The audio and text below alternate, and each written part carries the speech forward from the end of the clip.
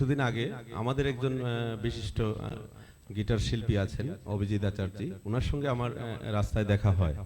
তো তখনকার মানে ওই সময়টা ছিল রাখি বন্ধন উৎসব আর কি। হ্যাঁ, তো উনি হঠাৎ আমার হাতে অনেকগুলো রাখি থেকে বলছে, এত রাখি কেমনে রাখি।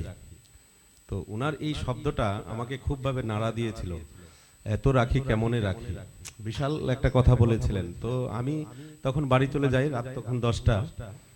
বাড়ি গিয়ে ঘুমিয়ে পড়ি।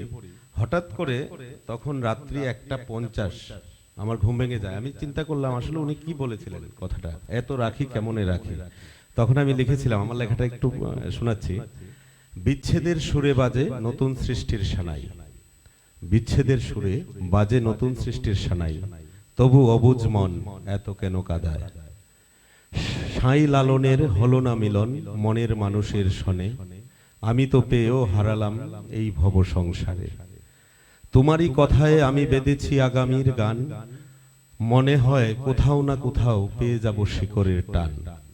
সোনার তরি রেখে গেছো মোর জীবন মাঝারে, তারে করি ভর, পাড়ি দিতে চাই ভব নদীর ওপারে। রাখিতে চাই না ব্রাত্য এই পরাণ খানি আমার, এত রাখি কেমনে রাখি শ্যামল তোমার। আসলে আমাদের যিনি আমাদের ছন্ন ছাড়ার মানে ফাদার, ওনার জন্য লেখা। তো আমাদের সবসময় মনে হয় আমি আমার লেখা দিয়ে ওনাকে এই শ্রদ্ধাঞ্জলিটা দিতে চেয়েছিলাম। তুমি যেটা বলছিলে তোমার কবিতা মনের মানুষের সনে, তো তোমার কবিতা রেশ ধরে যদি এবার এই গানটা করো যে মিলন হবে কত দিনে।